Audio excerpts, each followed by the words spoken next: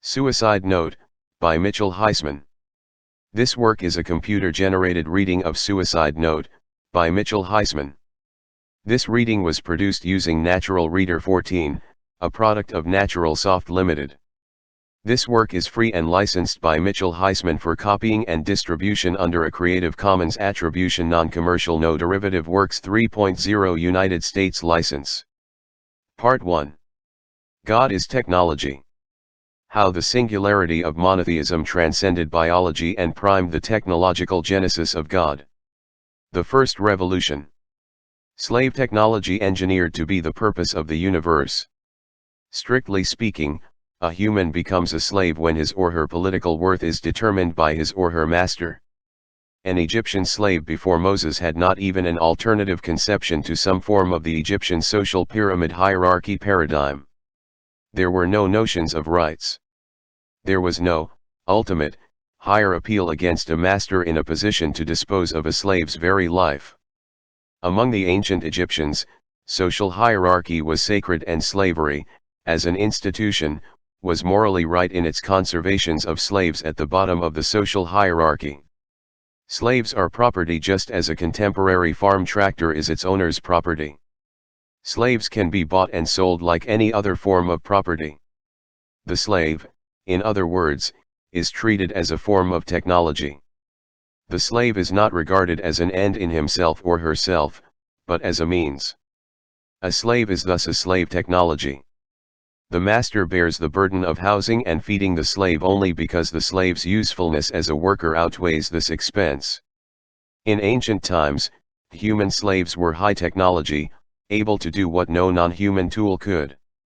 One cannot comprehend the Mosaic revaluation of human life as an end in itself without accounting how Hebrew slave technologies were treated only as means. The Exodus revolution out of Egypt turned the most basic assumptions of slave existence upside down. Its moral revolution was a reversal of means and ends. If the worth of Hebrew slaves was measured relative to their Egyptian masters, now their lives would be measured relative to God. If Hebrews were once property of the Egyptians, worthless in themselves, now they would be property only of God, and thus of infinite worth. If a slave is considered a material thing, like the body of a donkey or useful farm equipment, then these liberated slaves would have an unlimited, immaterial value under the rule of an unlimited, immaterial God. If these Hebrew slaves were only a means and only technology, their special relationship to the Lord would poise them towards the central end and purpose of all human history as God's chosen people. With God, a revaluation of slavery was possible. Slaves viewed as technologies and tools of their masters with no inherent value in themselves were revalued above their masters in the image of God. God's revolution was a technological revolution, the revaluation of slave technologies from means of their masters to ends in themselves. From the experience of extreme contempt for Hebrew life came the counter-strategy of extreme valuation of individual lives. Moral superiority compensated for political military inferiority. From the perspective of the values of freed slave technologies, the entire history of the origins of mankind were interpreted. The story of Adam and Eve was construed in the light of Jewish experience, not the other way around. As a passage from the Mishnah, Sanhedrin 14:5, states, "Why was man created alone and unique? It is to portray the grandeur of the Holy One, blessed be He. For a person mints many coins with a single seal, and they are all alike one another, but the King of Kings, the Holy One, blessed be He, minted all human beings with that seal of His with which He made the first person, yet not one is like anyone else. Therefore everyone is obligated to maintain, on my account the world was created.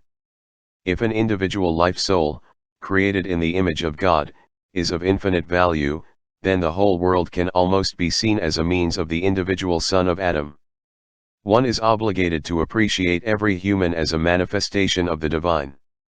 The monotheistic holification of every individual stood in diametrical opposition to the Egyptian denigration of slaves as worthless in themselves. The very idea of Moses as a socio-biological engineer appears incongruous with his traditional prophetic garb precisely because the nature of his paradoxical technological achievement was to radically counter the view of slaves as means of their masters with the revaluation of former slaves as God-given ends in themselves. In other words, treating former slaves' technologies as ends was a means of Moses as an engineer of social order. If we take this paradox one step further, the technological attitude of Judaism is revealed through its strong sense of purposiveness. This clarity of purposiveness is built upon the clarity of an ever-present distinction between right and wrong, good and evil. The end of the good is achieved by means of treating humans as ends in themselves.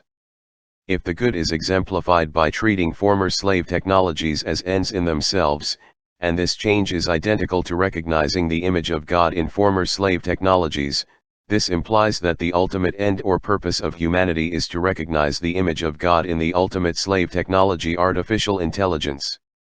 Moses was the architect of Hebrew national resurrection and redemption. He devised a life-giving solution to the Hebrew problem. He engineered and constructed a new order from the chaotic anarchy of the raw material of freed Hebrew slaves. Moses invented the Jews. Judaism implies a practical, working theory of the Jews. Judaism works because its decisive architect saw the Jewish condition with a severe realism that was a corollary of his severe moralism. Overcoming the egoism subjectivity can help one discern the greater good with objectivity. Such objectivity would not be incompatible with also discerning his own advantage, or disadvantage, as well. Rituals, stories, and laws that make no sense on an individual level can serve a socio-biological functional in organizing and binding individuals into a single people. This higher view, higher intelligence, and higher morality is what, with a combination of hubris and modesty, Moses credited to God. Moses's radical pyramid-inverting reinterpretation of the world is fundamental to Judaism. However, this alone cannot rebuild a people. Any realistic reform must be based on a realistic understanding of those to be reformed. Put in modern terms, any effective technology must be based on sound science.